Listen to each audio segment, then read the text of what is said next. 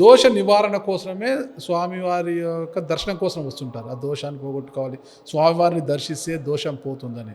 దోష నివారణ చేసే స్వామికి దోషం ఉంటుందా స్వామి? అంటే గ్రహణం రోజు ఇవన్నీ గుడిని మూత వేస్తుంటారు, మళ్ళా శుభ్రం చేసిన తర్వాతనే. అంటే స్వామివారికి దోషం ఉండదు, మనకి దోషం అని చెప్పి గ్రహణ సమయాల్లో మనం బయట తిరగకుండా ఇంట్లో జపతపాదులు చేసుకోవచ్చని అట్లాంటి కార్యక్రమాల దృష్ట్యా మనకి శ్రీవారి దేవాలయం గ్రహణ సమయంలో మూసివేయబడుతుంది.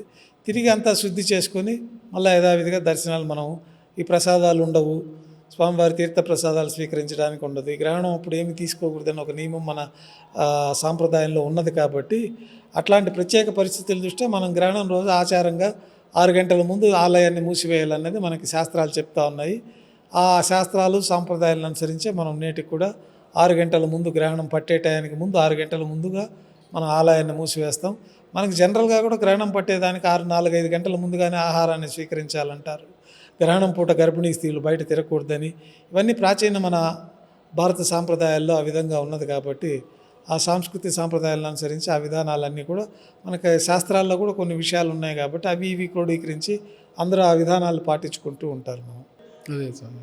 ఒక్కటి స్వామి, కలియుగ దైవము ప్రత్యక్ష దైవం అంటారు. కోరిన వారికి కొంగు బంగారంగా ఉండే దేవుడు, అడిగిన వారికి కొన్ని వరాలు ఇచ్చే దేవుడు అంటుంటారు కదా.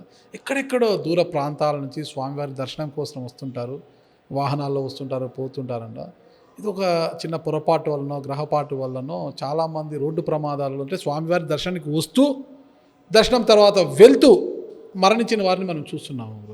ఎందుకు అసలు స్వామివారి దర్శనం కోసం వచ్చేవారు కావచ్చు, దర్శనం చేసుకుని వెళ్ళేవారు కావచ్చు, ఇలా ప్రమాదవశాత్తు మరణిస్తుంటారు రోడ్డు ప్రమాదాలు, ఎంతోమందిని చూస్తున్నాం మనం. ఎందుకు జరుగుతుంటాయి అంటారు గురుగారు? ఎక్కడ ఈ దోషం ఏమన్నా ఉంటుందా? ఇక్కడ దోషాలు ఏమి ఉండవండి. ఇవన్నీ వాళ్ళ పూర్వజన్మ కర్మానుసారంగా వాళ్ళకి ఏ విధంగా అయితే వాడికి రాసి పెట్టుందో ఆ విధంగా అట్లాంటి కార్యక్రమాలు జరగాల్సినవి జరుగుతూ ఉంటాయి. కానీ స్వామివారి వద్ద స్వామివారి యొక్క దోషం వల్ల అట్లా జరగడం అనేది ఉండదు.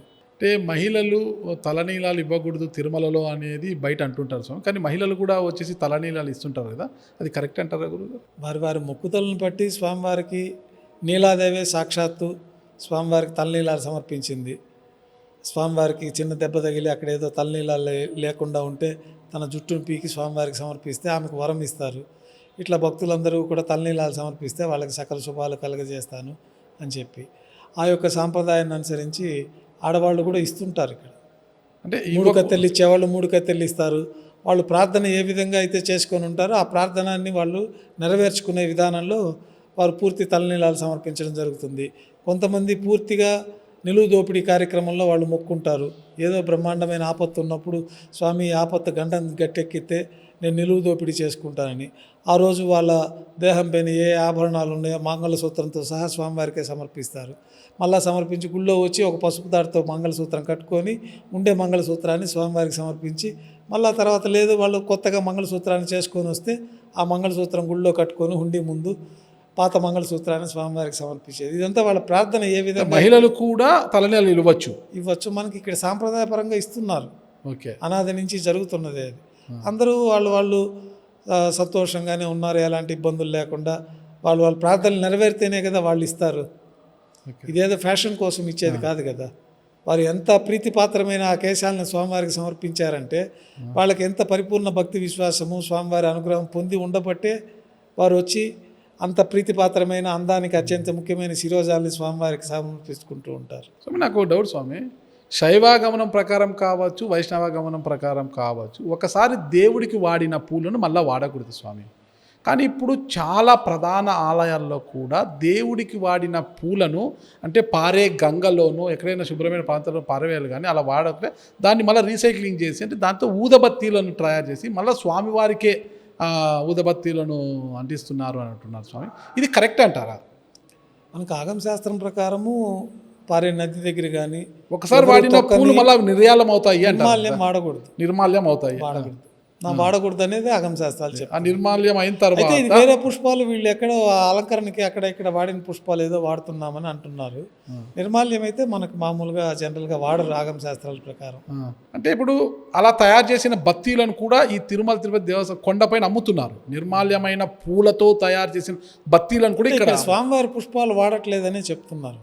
ఓకే, అది బయట మనము ఇతరత్ర వాడిన పుష్పాలను తీసుకొని వాడుతున్నామనే మనకి ఇక్కడ జరిగింది. ఎక్కడ వాడినా కూడా ఇక్కడ వాడకూడదనేది- బత్తీలు అమ్మితే ఇక్కడ దోషమే కదా స్వామి. అంటే ఇక్కడ స్వామివారికి టెంకాయ కొట్టిన తర్వాత బుధబత్తీలు అంటిస్తుంటారు కదా, అంటే దేవుడికి మన దేవుడికి కలియుగ దైవానికి అంటించినట్టు, వెంకటేశ్వర స్వామికి అంటించినట్టు అవి.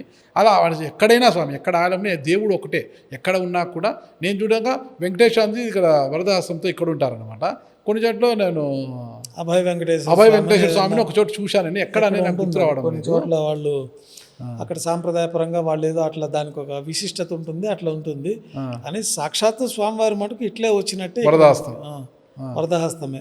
సర్వధర్మాన్ పరిచర్చ మామేకం శరణం వ్రజ అహంతో సర్వపాపేభ్యో మోక్షయిష్యామి మాసుచ అని భగవద్గీతలో శ్రీకృష్ణుడు వాళ్ళు అర్జునుడికి చెప్తారు. అన్ని ధర్మాలను వదిలి నా పాదాలు శరణు కోరిన వారికి నేను మోక్షాన్ని ప్రసాదిస్తాను, వారి కష్ట సుఖాలన్నీ నేనే చూసుకుంటానని చెప్పి. కానీ మీరు అన్నారు స్వామి, ఆయన కష్ట సుఖాలు చూసుకుంటారు, అండాదండ కూడా వరదహస్తం అని మీరు అంటున్నారు. చాలామంది ఏమంటారు అంటే అభయస్తం వరాలు ఇస్తారని, ఇక్కడికి వెళ్తే మాత్రం ఆయన త్యా అని ఉండేటని లాక్కుంటారు స్వామివారు. ఆయన ఇలా చేయిపెట్టింటారు, ఒక చోట ఇలా పెట్టింటారు, అభయస్తం అంటుంటారు స్వామి. ఎట్లున్నా స్వామివారికి వాళ్ళ ప్రార్థనల ప్రకారమే సమర్పించుకుంటారు, కానీ స్వామివారి వాళ్ళని డిమాండ్ చేయరు కదా. కరెక్ట్. వారి కష్ట సుఖాలు వారి ఇబ్బందులను బట్టి వారికి అది నెరవేరితేనే వాళ్ళు వచ్చి ఇక్కడ వేసుకుంటున్నారు, కానీ వాళ్ళు ఏదో మొక్కుబడి చేసుకున్నది. స్వామివారు ఎప్పుడు నాకు ఇది ఇవ్వండి అని అడగలేదు కదా. ఇప్పుడు కూడా అందరికీ వరాలు ఇస్తూ, కోరిన వారికి వరాలు ఇస్తూ, అందరికీ ధైర్యాన్ని నింపుతూ ఒక కలియుగ దైవంగా ఉన్న వెంకటేశ్వర స్వామి ఏమి చేసినా కూడా ఎప్పుడు ఏదో ఒక విమర్శలు వస్తూనే ఉంటాయి స్వామి. నిన్నటి నుంచి మళ్ళీ పరకామ అనేది మళ్ళీ ఒక ఇష్యూ అయింది. మళ్ళీ పరకామ ఇష్యూ, పాత ఇష్యూ మళ్ళీ దోరుతున్నారంట. ఎప్పుడు ఏదో ఒకటి చర్చ జరుగుతూనే ఉంటుంది తిరుమల తిరుపతి దేవస్థానం గురించి. ఎందుకంటారు స్వామి? ఇవన్నీ ఏదో జరుగుతూ ఉంటాయి, అవన్నీ దైవ నిర్ణయము. ఇవి ఎందుకు జరుగుతాయి అంటే, ఇంత పెద్ద వ్యవస్థలో ఎక్కడో చిన్న చోట ఎంతో జాగ్రత్తగా చూసినా ఎక్కడో చిన్న చితక ఉంటాయి. అవి కొంచెం రాజకీయంగా మనము ఎక్కువ చేసుకోవడంతో అది ఎక్కువ పబ్లిసిటీలోకి వెళ్ళిపోతుంటాయి. తిరుమలలో ప్రతి ఒక్క వార్తని మనకి ఎక్కువ పబ్లిసిటీ వచ్చేస్తుంది. కొంతమంది వాళ్ళ అదే గతంలో మనం అనుకున్నట్టుగా వాళ్ళ గుర్తింపు కోసమని ఏదో ఒక అపోహలు క్రియేట్ చేయడము, ఒక చిన్న విషయాన్ని తీసుకొని పెద్దగా క్రియేట్ చేయడము, ఇట్లాంటివన్నీ ఇంత పెద్ద వ్యవస్థలో ఎక్కడో ఒక చోట చిన్న చితక జరుగుతుంది. ఏదైనా తెలిస్తే వాళ్ళు సెర్చ్ చేసుకోవడం అనేది ఎప్పుడు నిరంతరం జరిగే ప్రక్రియ అది. గతంలో ఇక్కడ పనిచేసే పరకామంలో అక్కడ పనిచేస్తున్న అతను చేతివాట ప్రదర్శించారు, 100 కోట్ల ఆస్తులు కూడబెట్టారు. అది స్టేషన్ వరకు వీళ్ళకే పంచాయతీ చేసి ఇక జైలు జీవితం అనుభవించాల్సి వస్తుంది అనేసి మొత్తం తను సంపాదించిన ఆస్తులన్నీ కూడా టెంపుల్కే రాసేశారని అంటుంటారు. వాస్తవం? అదేదో తెలియదండి, అది నేను బయట చూడడమే. అది అడ్మినిస్ట్రేషన్ పరంగా ఏదో జరిగింది, కానీ అది కోర్టులలో దాని ఏదో విచారణలో కూడా ఉంది. అది ఓకే, అది పూర్తి వివరాలంటే ఇంకా దాని కన్క్లూజన్ ఫైనల్గా ఏది ఇచ్చినట్టు ఏదో అన్నారు, కానీ అది ఎట్లా ఏం జరిగింది అనేది మనకు అడ్మినిస్ట్రేషన్ మ్యాటర్ కదా. స్వామివారికి పూజా కైంకర్యాలు ఇంతవరకే మన పరిధి ఉంటుంది, కానీ మిగతా విషయాలలో మనం ఎంతో దృష్టి కేంద్రీకరించాల్సిన అవసరం మనకు ఉండదు.